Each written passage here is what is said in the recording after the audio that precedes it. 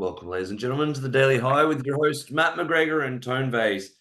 The market has continued its downwards trajectory and it's had a bit of a kick today, but are we out of the dark? Is the low in Tone? Good morning, Tone Vase.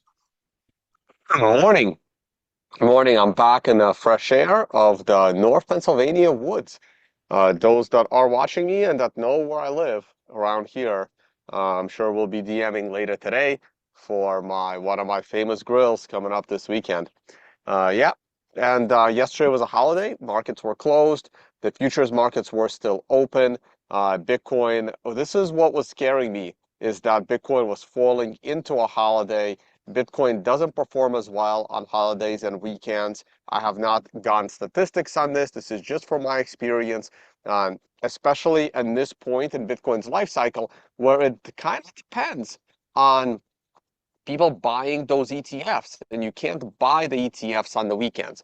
And this goes into my statement that in order for prices to fall of any asset, you don't need these magical fat finger sellers and short sellers. All you need is the disappearance of buyers. And the disappearance of buyers will always drop the price of any asset, whether it's gold, whether it's Bitcoin, whether it's stocks, whether it's houses or cars, it doesn't matter.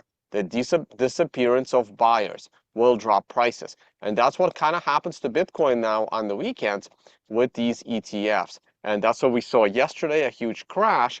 And now the big question that I woke up to in my phone of friends asking me, Tone, is this the dip? Is it over? Or is it going lower to 48? And just like what happens on the way up, we have something similar on the way down. Should I just go to screen share? Do it, mate. I'm just going to go to screen share. I'm actually going to go to the lower level time frames first because I kind of jumped around topic. The reason why that's a hard question to answer is it was easy for me to scream out loud on this channel that right here, as we were crossing 60,000, we're going lower. And my target was, that 48 to 52 range. We fell to 53 and a half. We were within spitting distance of my target range. And we bounced off of it very quickly, and we've now bounced off of it quite a bit. So the question now is it going lower? My answer is, I don't know, right? Like back when I knew what Bitcoin was going to do with high confidence, that's when it was time to either get out, go to cash, or even short the market. Right now, I actually have no idea if we're still going into the 40s. I'm going to lean towards the fact that we are still going into the 40s because we fell kind of quick. We hit my potential target, but because we fell quick, there needed to be more price paid. Had we hit this level, on a weekly MRI buy opportunity, let me go to the weekly chart here. Now, had we landed at 53,000 sometime, I don't know, in August, I would say, yeah, that's enough pain because now you combine the time pain of doing this for 6 more weeks with the price pain being $53,000. I would say, yeah, that's probably the low. But right now, we've had no time pain whatsoever. We've only experienced price pain. But the price pain we experienced in the last 3 days, just like Matt just said in our pre-show, that, oh man, this drop isn't bothering me one bit, right? Because it's not bothering some people. Hey, Matt, if this thing falls to 32, is it going to bother you? No. Yes or no? No. No. I'm fine. No? No, I think No. you're lying.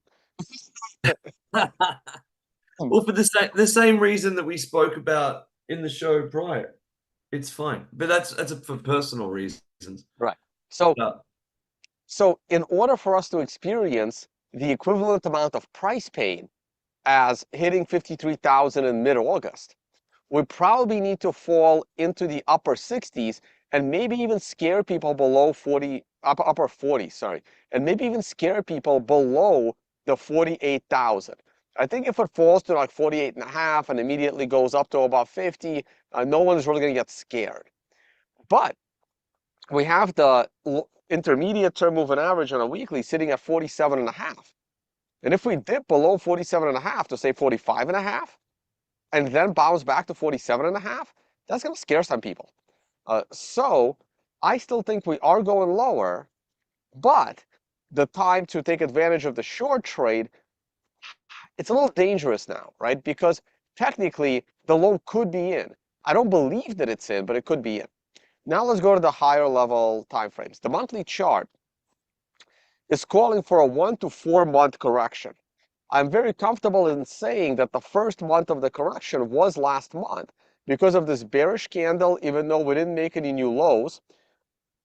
But the top in the market also came on the candle before the this is the all-time high spot, I believe. High was 71.9. Maybe it wasn't. I guess it was here 73, but close enough.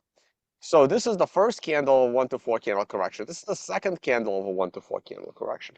It is very, very likely that the low will be made on the third candle in this mess, which means that the low is coming in August. I believe that is more likely.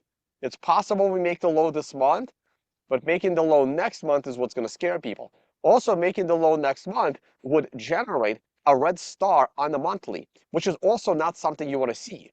Just like we didn't want to see a red star on a weekly, you saw one here back in April, and we fell significantly lower. We saw one last week, and we fell significantly lower. You don't want to see a red star on the monthly. However, even if we do get a red star on the monthly, that would show up with a lower low on a monthly scale, we would still need to close there for it to be there. And I highly doubt that next month is going to close lower than this month. That would be very unlikely. I think the low is going to be made sometime in the next 6 weeks. So either this month or very early next month. And by the end of next month, I expect us to be, closing higher than this month's low. And this month's low is already at 53.5. So I do expect us at the end of August to be above 53.5. Now, what happens between now and the end of August? Anyone's guess. We can't fall down to the magic number of 42. And but on a monthly scale, to me, this is just a 1 to 4 month correction. I don't think this is a full-blown bear market into an MRI buy opportunity on a monthly scale. I don't believe this will happen. Anything's possible, but I give the odds of that very low. My allocation chart is 100% cash. I didn't short Bitcoin. I don't think I'm going to, not in a cyclical bull market. We'll hold off on that. Here is the daily chart. Wait, let's go to the weekly. It's the one I kind of glanced over. The weekly chart is the one that's looking very ugly. And that's the one I was hoping would go drive us down slower to pick up an MRI buy opportunity. Man, if we keep going down this hard and end up with an MRI buy opportunity, we can't fall all the way down to the 200 average, which is down at 37.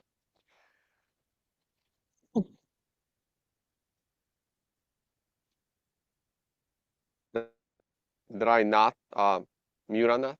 I thought I No, did. you sucked Totally, it in. So. totally messed that up. Okay. Uh, daily chart. Daily chart looks identical to the weekly chart. They're both on a 3, but the daily will obviously get to an MRI buy opportunity sometime at the end of next week. And let's hope that reverses the place. So I am waiting for a daily MRI buy in order to go long.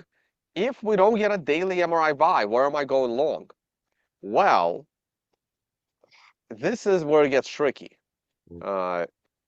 Probably above 60, but how far above 60? I don't know yet. So I don't have a target yet. Using the daily chart, you can probably wait for a close above the 20-period moving average.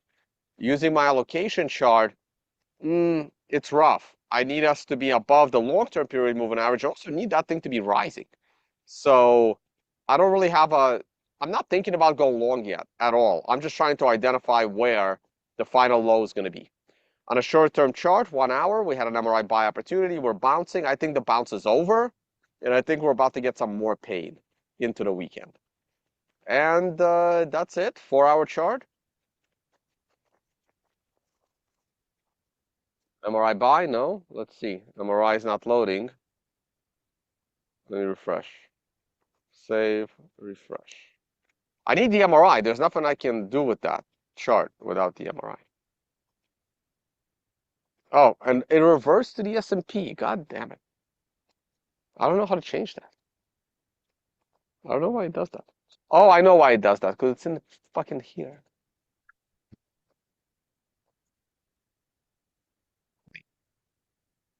There we go. Solve the problem. Now I won't do that anymore.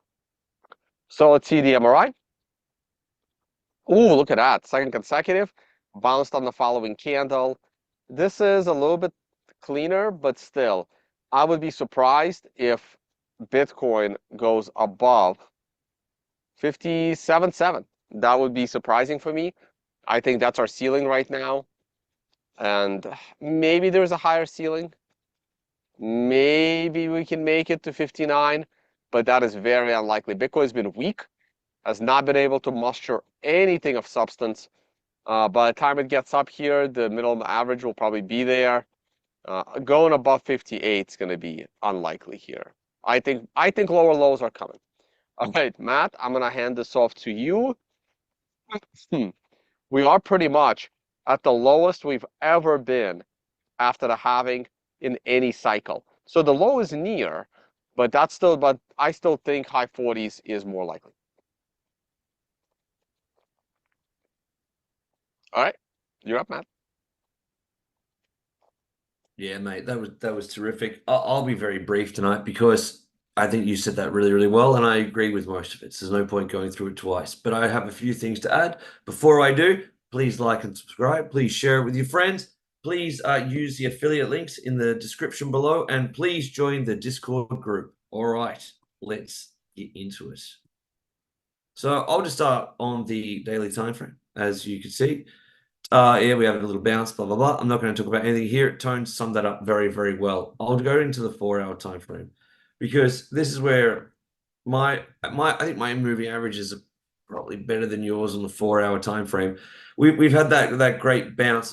I mean that because I think there was too much of a gap between your moving averages and the price to make it relevant, where mine I think is more spot on here. That little bounce that we've had off the bottom at 53,500 hasn't even got us above the 7 simple moving average at the moment. And you can see what have we done every time we've come up and touched it. So the fact that we haven't even come onto it yet to have the rejection off it, if we get rejected off it from here and continue the downward trend, it's a very big sign of weakness when in previous times we've tried to get above it, it's at least gotten to it. So that's not positive at all. It's not time to buy the dip yet. It's not time to rush in and buy the dip. We could be wrong. I could be wrong by saying that. Maybe 55 is the best buy you'll ever have. But that's lucky more than good, unless you've got something else you're looking at here. Technically, on as far as I'm concerned, it's not time to buy the dip yet. It's time to keep your hands in your pockets. 12-hour time frame. Nothing. All the moving averages are cascading down in order. Every single moving average is pointing down in even the 200 on the 12-hour time frame in the right order. Did I start on the daily or the weekly? Don't remember. I started on the daily. Weekly time frame, just because it's the last day of the week. Below the 50. See, this is it. This is where I want to end the show.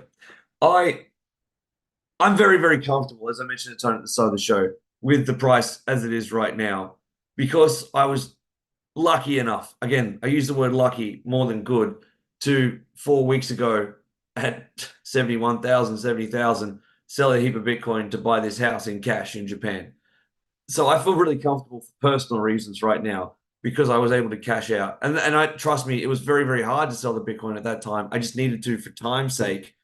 And I thought Bitcoin was going way higher, and I did not want to sell it at 70, 71,000, but I was forced to because I was here.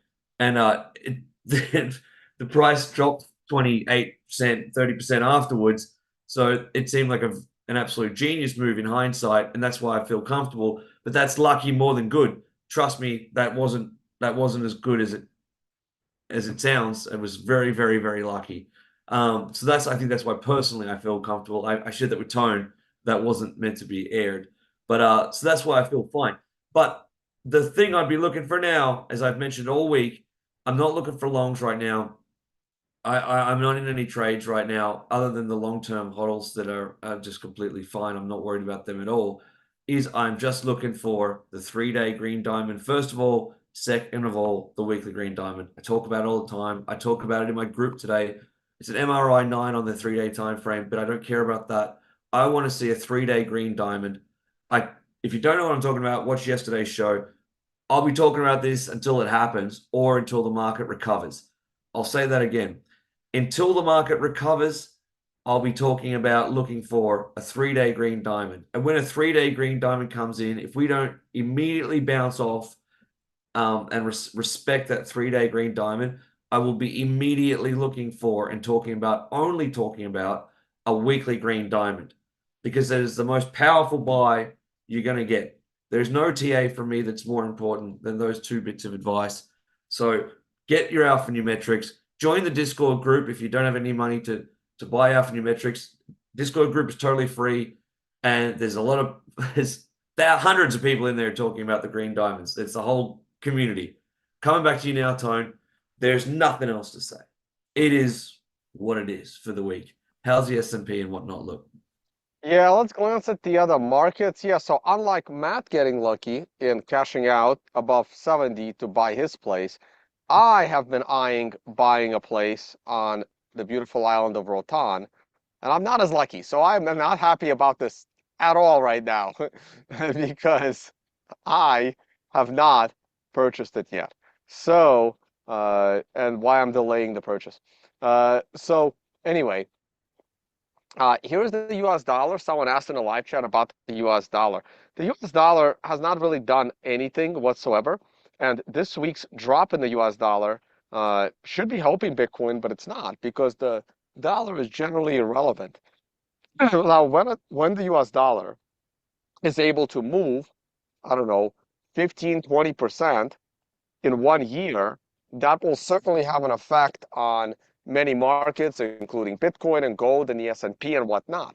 But the US dollar has not done that. It has barely moved in the last year. So I believe this has no effect whatsoever. Mark Wood may disagree with me on this one, but that's where we are. Tesla stock. So this is the weekly chart of Tesla. I think this is an outrageous candle. And I think when Tesla reports its earnings, it's going to come back down to earth a little bit. Keep in mind, Tesla is on an MRI warning, with the MRI top coming on Monday. This is where anyone that has short-term profited from Tesla probably wants to take their profit, and you can always come back in. Am I going to short Tesla today? I don't know. It depends how I feel. Probably not. I'm just going to enjoy my summer. And How many yeah. how many hedge funds that trade on mean reversion are looking at Tesla right now, shorting the shit out of it? Half of them? Not that many, because it is still a dangerous trade. It's like shorting Bitcoin. But uh, yeah, to me, Tesla is definitely shortable right now. Shortable, at least cashed out. This was a monster run up. I think these gaps will close. I don't think these are breakaway gaps, runaway gaps. There are runaway gaps. This right here is a runaway gap. This gap will never close. There are possibly ever in the history of Tesla, this gap is likely never to close. There are breakaway gaps, and then there are exhaustion gaps. Exhaustion gaps close. Breakaway gaps do not. You can see how this second gap closed. Right here, obviously there was a little tiny gap right here, but that's not the big one, right? The big one, the big gap is here. That's the big gap. This gap right here, everyone, that's a 10% gap. And so many traders, especially noob traders, think that a gap like this at least will get cut into quite a bit. That's not the case when the gap is happening off a significant reversal low, and we see an MRI buy here. We see one of your green diamonds here. We were talking about it. We were talking about this trade in real time. That's a breakaway gap. That's not going to close. Now, a few days later, or a few weeks later, no, a few days later, there was another gap. Now, notice how this gap completely closed, okay? Because that's a breakaway gap. That's an exhaustion gap, okay? Right now, we are dealing with an exhaustion gap. We can maybe declare, actually, there were no breakaway gaps here, right? Even the gap right here, this guy, that Blood, gap closed. blood. Closed the following 2 days later. So there were no breakaway gaps here. These are not breakaway gaps. Is it possible that this gap never closes? Possible, but unlikely. Okay, so I do believe that Tesla will come back down to 200, maybe lower. And the question is, how do you time it? Well, timing it this morning would have worked out really, really nicely. One more stock, NVIDIA. NVIDIA's rallying. That's why I didn't short once I missed my trade. And I still think NVIDIA will come down. Right now, you see this B plus right here, B plus, B plus. We're waiting. We're waiting to complete the B cycle. I got to remember when we complete the B cycle, I think we need to print a higher high than this. But if that happens, it's probably going to go higher. It's possible that the low is in here. I still think we're going to go down because the S&P, where is the S&P here? Wow, the S&P is still printing new highs. This is an MRI weekly top. The top could easily come next week as well. I would be looking to get out of the S&P this week or next week. Gold's doing well, and oil is still rising. So I still think the markets are going to top S&P and NASDAQ. NASDAQ is also NDX on an MRI top, and this is a beautiful MRI top candle. What am I missing here? That's the daily. I need the weekly. There's no weakness here yet. I want to see a reversal candle. So it's very likely that next week will be the reversal-ish candle. I would love to see next week's candle to be like the candle we had on December 26th. Beautiful doji candle marking the top. If that happens on next candle, that is my indication to maybe still get that short in on Tesla and get that short in on NVIDIA and get that short in on the market. But we'll see. There's so much election uncertainty, and I think by the end of this month, by the end of July, there should be some election certainty, whether Biden will be on the ballot or not, and whether Trump will be on the ballot or not. Let's see what happens with the sentencing. It'd be funny if they both went on the ballot after all this. Yeah, that would be interesting. Anyway, I might do a political show this weekend, today or tomorrow. So catch me on my channel. We're going to talk about all this. All right. And on this note, we're going to call it a day. Thank you, guys. Thank you for a wonderful week once again. Bitcoin's crashing, but we've got each other. Thank you for joining every day, and we will see you same time Monday. Have a wonderful weekend. Thanks, Tone.